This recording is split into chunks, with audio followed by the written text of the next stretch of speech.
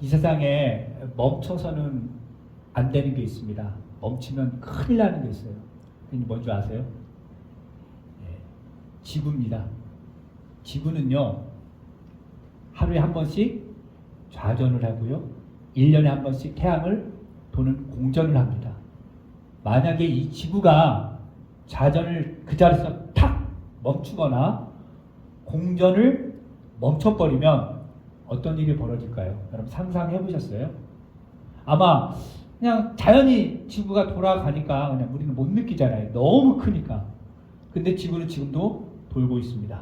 근데 지구가 멈춰버리면요, 일단 예를 들면 자전, 하루가 변하는 그 자전이 멈춰버리면요, 한쪽에서는 계속 낮만 되고요, 다른 반대쪽에서는 저녁만 계속 됩니다. 네. 그러니까 지금 우리가 낮이잖아요. 이것이 지구가 자전이 딱 멈춰버리면 이게 그냥 24시간 계속 가는 거예요. 그리고 저쪽은 밤이고, 한국 같은 경우 지금 새벽이 되겠죠. 밤이고. 그렇게 되는 거예요. 그러면 공전이 또 멈춰버리면 어떻게 되느냐? 태양계 궤도를 벗어나서 지구는 쭉 우주로 날아갑니다. 그럼 어떻게 되느냐? 빛이 사라져서 온도가 급격히 떨어져서 얼음덩어리가 돼요. 그러면 자연은 어떻게 되느냐? 다 파괴가 되고 여기에 지구에 남아있을 생물은 하나도 없게 됩니다. 다 끝장나는 거예요. 그러니까 지구는 멈추면 안 됩니다. 계속 돌아야 되는 거예요. 마찬가지로 이 세상에 멈추면 안 되는 게 또 있는데 그게 뭐냐면 복음입니다. 이 복음이 계속해서 전해져야 되는 거예요. 지금은 전 세계에 이제 많이 복음 전했으니까 이제 그만 전하자. 그러면 안 된다는 거예요. 왜냐하면 예수님이 오실 때까지 계속해서 땅 끝까지 이르러 복음을 전해야 됩니다. 그래야 복음이 전해져야 하나님의 공의로움으로부터 심판받을 우리 죄인, 우리 인간들이 거기에서부터 벗어날 수가 있기 때문에 그래요. 그러니까 지금 이 순간에도 복음을 듣지 못한 사람들, 그들이 원하지 않든 계속해서 복음은 전해져야 되고 계속해서 복음이 움직여야 되는 거예요. 그래야 사람들이 예수님을 믿고 하나님의 심판으로부터 구원받고 천국에 대한 소망을 살 수 있게 되는 거예요. 여러분 1866년 한국 교회사의 기록에 의하면 1866년에 토마스 선교사가 대동강변에 왔습니다. 그 당시에 한국 정부는 세국 정책을 펼쳐서 외국과의 그런 무역이나 이런 것들을 못하게 막았어요.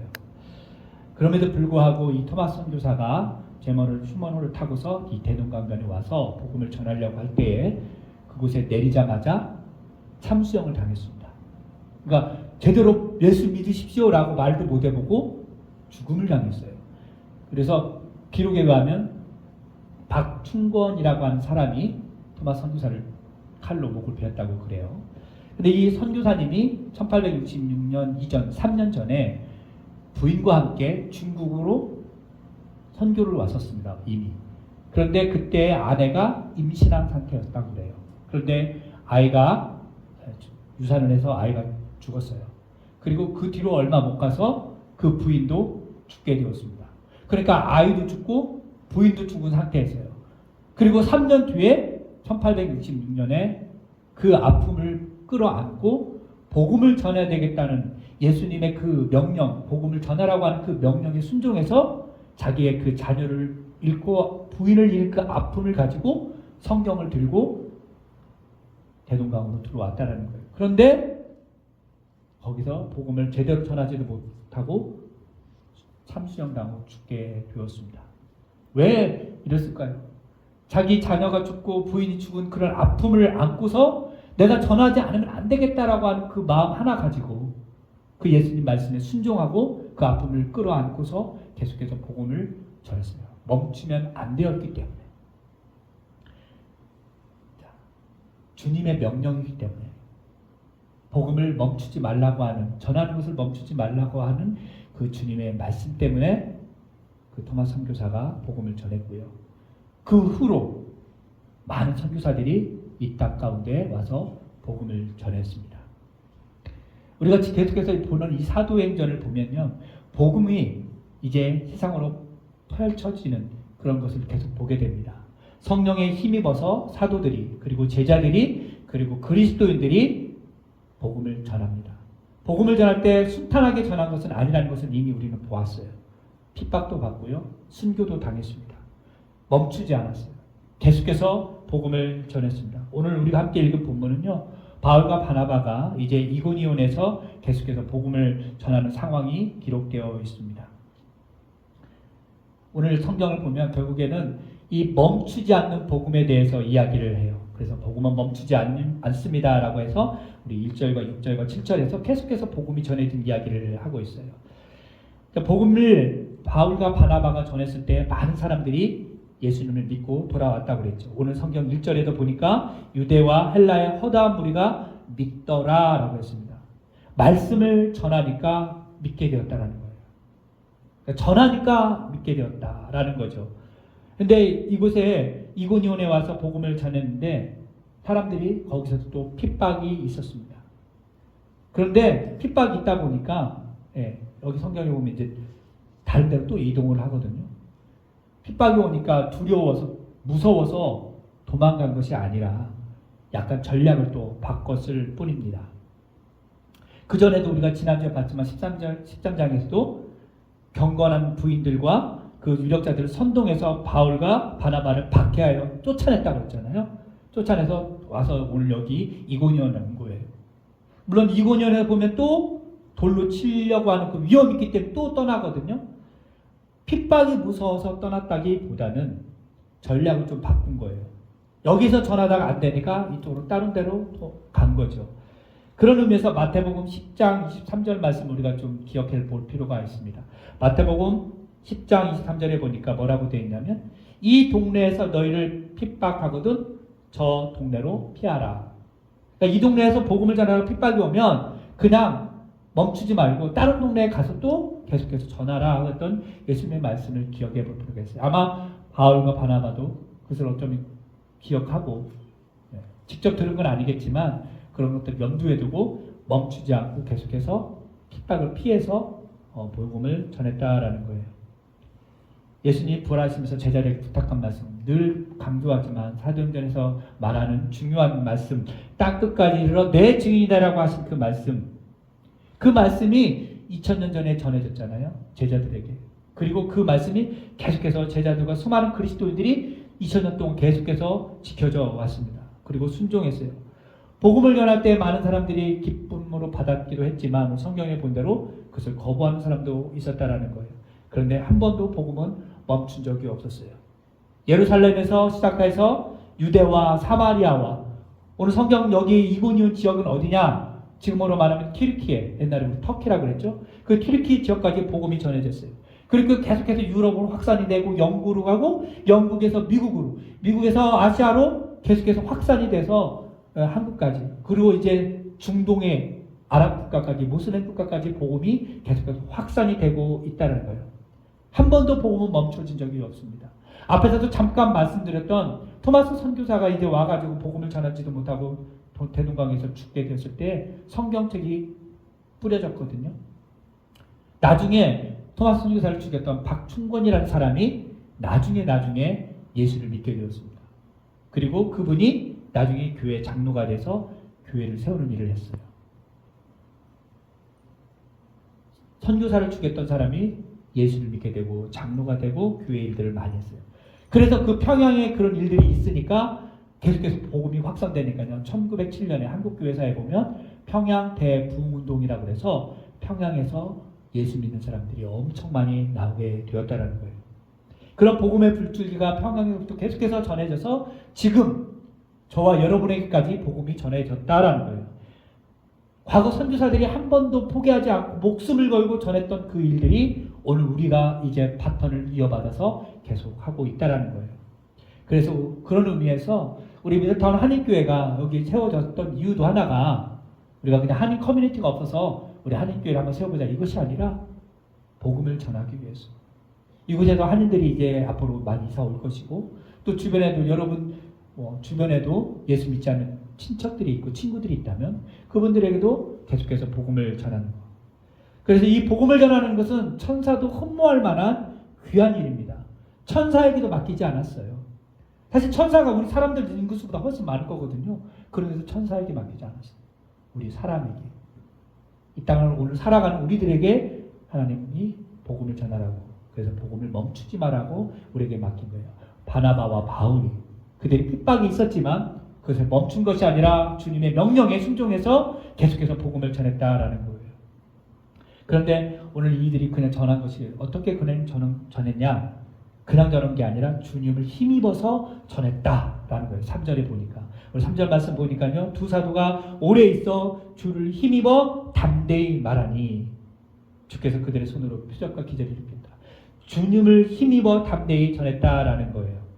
우리가 여러분의 어떤 생각과 여러분의 어떤 내용들을, 어떤 소식들을 다른 사람들에게 알릴 때 어떻게 합니까? 옛날에는 편지가 유일한 대안이었겠죠. 좀 시간이 좀 돈 있으면 전보를 치고, 그렇죠? 근데 요즘은 어때요? 손편지보다는 이메일을 보내고요, 그렇죠? 그리고 카톡으로 해가지고 카톡 메시지로 보내고. 옛날에는 국제 편지 한번 한국으로 편지 보내려면 뭐 2주, 3주씩 걸리는데 요즘은 카톡이면 뭐 1초도 안 걸리는 것 같아요. 그림도 보내고 영상도 보내고. 소셜 미디어라고 그러죠. 그런 것들을 통해서 자기의 어떤 생각들을 계속해서 전달합니다. 그러니까 그런 것도 다양하게 사용될 수 있지만 복음도 역시 마찬가지예요. 그래서 복음도 역시 인터넷이라는 것을 활용해서 또 문서를 활용해서 복음을 전합니다. 그런데 그런 복음을 전할 때 그런 것보다 가장 중요한 게 뭐냐? 주님의 능력을 힘입어 전해야 되는 거예요. 계속해서 누누에게 말씀드리지만 사도행전 1장 8절 말씀, 오직 성령이 너에게 임하시면 너희가 권능을 받고 예루살렘과 온 유대와 사마리아와 땅끝까지 이르러 내 증인이 되리라. 거기서 때 성령의 능력을 힘입어 권능을 받을 때에 주님의 증인이 될 수 있다라는 거예요. 그러니까 주님의 복음을 전할 때 능력이 없으면 복음을 전하기가 굉장히 어렵습니다. 복음은요, 어떤 철학이나 어떤 이론이나 과학이 아니라는 거예요. 철학과 과학 이런 것들이 시간이 지나면 바뀌고 없어집니다. 그런데 복음은 그렇지 않아요. 2000년이 지나도 똑같이 복음은 생명을 살립니다. 하나님의 말씀입니다. 라고 계속해서 전해지는 거예요. 언어가 달라도 그게 한국말이 됐든 영어가 됐든 일본어가 됐든 스페인어가 됐든 똑같은 내용이라는 거예요. 단지 언어만 달라도. 그래도 내용은 변하지 않는다라는 거예요. 그런데 사탄은요, 2000년 전부터, 아니 그 전부터 하나님의 말씀이 전해지지 못하도록 방해합니다. 2000년 전에는 어떻게 교회를 핍박하면서 복음을 전하지 못하도록 했어요. 사람들이 죽음을 각오하고 때로는 사자 우리에 들어가고 끌려 가마에 들어가고 참수형을 하고 십자가에 못 박고, 그래서 그것들을 피해서 카타콤이라고 하는 지하 동굴에 들어가서도 그들은 목숨을 걸고 복음을 지켰습니다. 사단이 그렇게 사람들 죽이고 억압하면 교회가 없어질 줄 알았는데 그렇지 않았다라는 거예요. 교회는 그때마다 더욱더 확산이 됐어요. 그래서 전략을 바꿔요. 문화로, 또 스포츠로, 또 예능으로, 음악으로, 영화로, 드라마로 이런 것들로 복음을 변질시키고 바꾼다라는 거죠. 계속해서 사단은 복음을 전하지 못하도록 멈추게 하려고 바꿉니다. 그런데 오늘 바나바와 바울은 멈추지 않고 주님의 힘을 입어서 전했습니다. 복음을 부끄러워하지 않았어요. 복음이 수치스럽지 않았다라는 거예요. 그들은 담대하게 영혼을 살리는 그 능력, 하나님의 백성을 되게 하는 언약 백성 이스라엘뿐만 아니라 이방인들에게도 복음이 전해지면 그들이 하나님의 자녀가 될 거라는 확신을 가지고 그들은 담대하게 성령의 능력에 힘입어 전했다라는 거예요.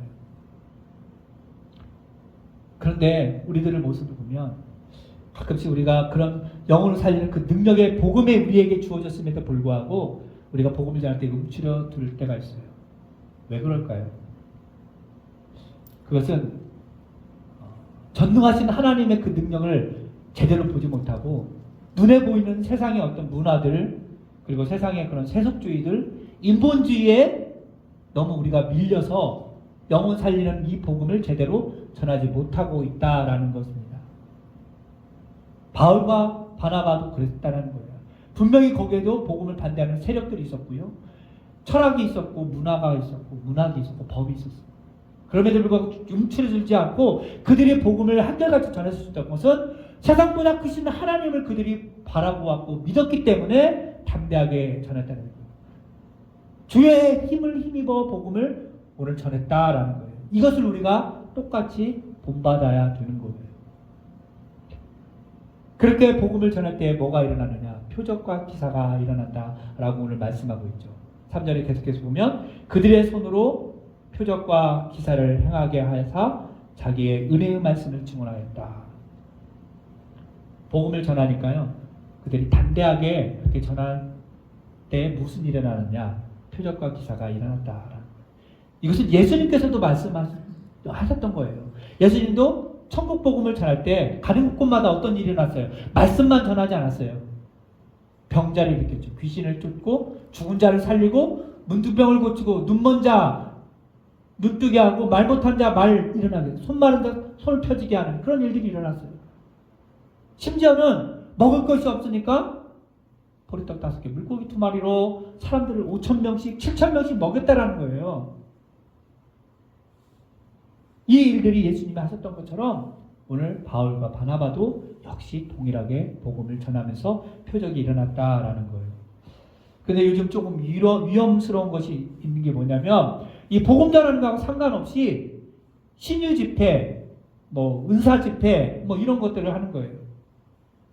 예수님의 표적, 예수님의 그 복음과는 상관없이 그런 것들을 한다라는 거예요. 그런 기사와 표적만 추구하는 경우가 많이 있다라는 거예요. 이게 너무 심취해지면 어떻게 되느냐면 이게 신비주의가 되고요, 은사주의가 되는 거예요.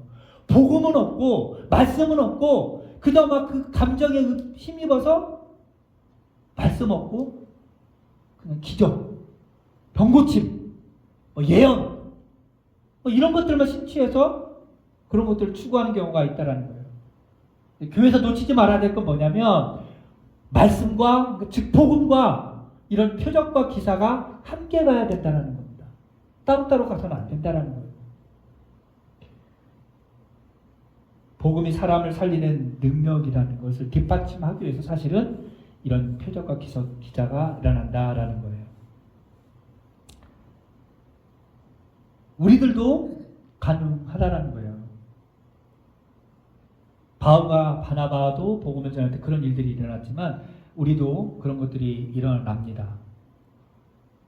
저는 그것을 믿습니다. 그런데 우리가 그것들이 잘 또 안 일어나요. 그렇다고 해서 실망하거나 좌절할 필요가 없어요. 나는 바울과 바나바처럼 왜 기적이 안 일어나지? 왜 표적이 일어나지 않지? 이상하다. 분명히 성경에 보면 복음을 전할 때 그런 이적들이 일어난다고 했는데 왜 나는 안 일어나지? 성령이 함께하지 않는가? 내가 연약해서 그런가?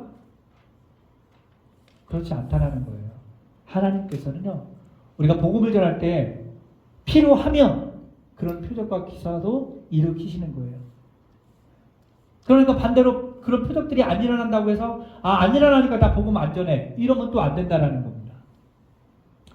필요하시면 하나님께서 그런 일들을 일으키신다라는 거예요. 그래서 십자가의 복음이 우리에게 주어졌기 때문에 그런 능력과 기사가 일어나지 아니할지라도 복음을 전해야 되는 거예요. 멈춰서는 안 된다라는 겁니다. 그래서 복음을 그렇게 전하게 되면 반응이 일어납니다. 지난주에도 봤지만 반응은 두 가지로 일어나요. 그죠? 하나는 뭐예요? 복음을 전할 때 복음을 믿고 받아들이는 곳이 있고 또 복음을 반대하고 핍박하는 적대시하는 사람들이 생겨난다라는 거예요. 복음이 전해서 화평하고 평화만 이루어진다면 얼마나 좋겠어요. 그러나 분쟁이 반드시 일어난다는 거예요. 이거는 예수님께서도 말씀하신 거예요. 누가복음 12장 51절의 말씀 보니까 이렇게 되어 있습니다. 내가 세상에 화평을 주러 온 줄로 아느냐? 내가 너에게 이르노니 아니라 도리어 분쟁하게 하려 함이로다. 복음이 전해졌습니다. 그럼 다 평화로워야 돼요. 근데 그렇지 않아요. 평화롭기도 하지만 반대로 분쟁도 일어납니다. 멀리 갈 것도 없이 각 가정에도 이런 일들이 많잖아요. 어느 날 예수 안 믿던 사람 가정에서 예수 한 사람 믿게 되면 분쟁이 일어나요. 특히 한국이라는 나라는 특별히 옛날에 그런 게 많았죠. 예를 들어서 장손이 예수를 믿게 됐어요. 뭐 뼈대 있는 집안이라고 그래요. 그러면 뼈대 있는 집안들, 양반 집안들은 뭘 하냐면 1년에 제사가 여러 번 있습니다. 예? 뭐 조상들 막 4대 때, 5대 때 중조하고 제사가 막 있는데 장손이 어느 날 절을 안 해. 왜 안 해요? 너 왜 절 안 해? 나 오늘 어제부터 예수 믿어. 그래 예수 믿으면 절 안 해. 그러면 어떻게 교회가 그 집안이 평안해지나요? 아니에요. 예수 믿는다는 이유 때문에 그 집안이 온 시끄러워지는 거예요. 저거 장손이 말이야. 또 그러기도 하고. 또 며느리가 시집으로 왔는데 며느리가 예수를 믿네. 제사를 막 안 하려고 그래요. 그럼 시어머니가 제가 우리 집에 시집 와갖고 망하려고 우리 조상들 막 우리나라 같은 경우 특히 그랬다라는 거예요. 예수 믿으면 평화로울 줄 알았는데 예수 믿으니까 더 집안이 막 시끄러워지고 분쟁이 일어나게 됩니다. 예수님이 말씀하셨어요. 내가 평화를 주는, 화평을 주는 게 아니라 분쟁을. 예수님 때문에 그런 일들이 벌어진다는 거예요. 그러니까 복음을 전하면, 우리가 전하면 다 네 그렇습니까? 그렇군요. 믿어야 되겠군요. 이것도 있겠지만 예수 믿으면 떡이 나와요, 밥이 나와요. 당장 내가 죽게 생겼는데 무슨 예수냐고. 예수 안 믿는 사람들도 많이 있게 된다는 거예요. 그러나 복음을 제대로 받아들이면 기쁨과 감사가 넘칩니다. 우리가 지난주에 봤죠? 지난주 52절에도 그랬잖아요. 제자들은 기쁨과 성령이 충만하였다. 제대로 복음을 받아들이게 되면 기쁨이 있고요. 감사가 넘칩니다. 왜 사람들이 복음을 전하면, 예수님을 전하면 잘 안 받아들이고 막 화를 내고 그럴까요? 여러 가지가 있겠지만 당신이 예수를 믿어야 돼요. 내가 왜요? 당신이 죄인이니까요. 그럼 사람들이 싫어해요. 당신 죄냐? 그러면 내가 무슨 죄를 졌길래? 나 죄 진 거 없어. 나 법 없이도 살 사람인데. 하면서 화를 내요. 근데 당신은 성경대로 말하면 죄인이야. 왜냐하면 성경에 보니까 이 세상에 의인은 없이 하나도 없고 다 한 가지로 다 죄인이래. 예수님이 말씀하고 하나님이 말씀하셨어. 그럼 사람들이 막 싫어합니다. 사실을 전하면 사람들이 그것을 받아들여서 내가 죄인이구나 깨달으면 괜찮은데 그렇지 않아요. 근데 성경의 말씀대로 사실로 모든 사람이 죄를 지어서 다 죄인입니까? 그러니까 복음을 받아들이면 내가 죄인이라는 것이 드러나기 때문에 그게 싫은 거예요. 내가 죄인이라는 것을 인정하기 싫으니까 복음을 거절하는 겁니다. 그 거절하는 이유가 무서워서 복음을 전하는 걸 멈추면 안 된다는 거죠. 복음을 전해야 돼요. 반응이 분명히 일어납니다. 복음을 전해야 돼요. 그래서 오늘 성경에 보니까 믿는 사람도 있었지만 믿지 않는 사람들이 어떠하고 그랬어요. 오늘 성경에 5절에 보니까 이방인과 유대인과 그 관리들이 두 사도를 모욕하며 돌로 치려 달려들었다라고 했어요. 돌로 치게 되는 그런 두려움이 있으니까 오늘 6절에 그들이 알고 도망하여 로가오니아 두 성 루스드라와 더베 근방에 가서 거기서 복음을 또 전했어요. 근데 오늘 성경 읽으면 여러분이 아마 또 한 번 이미 보셨던 분들이 있고 그전에 성경을 읽었으면 알겠지만 이 14장 말씀 우리 한글 성경을 보면 조금 유의해야 될 게 있습니다. 그게 뭐냐면 눈에 띄는 단어가 있거든요. 그게 뭐냐면 1절, 3절, 4절, 5절 여기에 보면 두 단어가 있어요. 뭐냐면 두 사도 14장 1절에 보면 두 사도가 되어 있고요. 14장 3절에도 두 사도 다음에 4절에도 두 사도 5절에도 두 사도 그리고 오늘 본문 말고 14장에 또 두 사도라는 말이 두 번 더 나와요. 14장 14절에 나오고 26절에 나와요. 두 사도, 두 사도. 한글 성경은 이 두 사도라고 되어 있는데 원문에는요. 뭐 영어 성경이나 헬라 성경 원문에 보면 이 사도라는 말, 두 사도라는 말이 14장 4절만 나오고요. 그리고 14장 14절만 나와요. 그러니까 1절, 3절, 5절에는 두 사도라는 말이 없고 그냥 they 이렇게 돼 있어요. 그들 이렇게 돼 있는데 우리 개혁성경 좀 오해하게끔 두 사도라고 했습니다. 여러분 아시는 대로 사도는요. 예수님의 제자 12제자만 사도예요. 그리고 가룟 유다가 죽고 나서 그 가룟 유다 대신해서 사도가 된 사람이 누구냐면 마띠아. 우리가 사도행전 1장에서 봤죠. 마띠아가 있고요. 그리고 예수님의 직접 제자가 아니지만 통상적으로 사도라고 부르는 사람이 누구냐면 사도 바울입니다. 그러면 여기에서 말하는 우리 14장에서 말하는 우리 개혁성경에 보면 두 사도를 하는데 그 두 사도가 누구냐 이거예요. 누구냐면 바나바와 바울입니다. 그래요. 바울은 그래요. 나중에 사도라고 인정이 되지만 그럼 바나바는 왜 사도냐? 근데 일반적으로 바나바는 사도라고 부르지 않습니다. 논란의 여지가 좀 있겠죠. 자, 이 누가복음을 쓰고 사도행전을 쓴 이 누가가 굳이 여기다가 사도라고 쓴 이유가 있을 거예요. 분명 12사도는 아니거든요. 근데 바나바를 사도라고 칭한 이유는 아마도 두 가지 정도 이유가 있는 것 같아요. 하나는 뭐냐? 바울과 바나바가 복음을 전하러 갈 때 그냥 간 게 아니라 안디옥 교회에서 어떻게 했어요?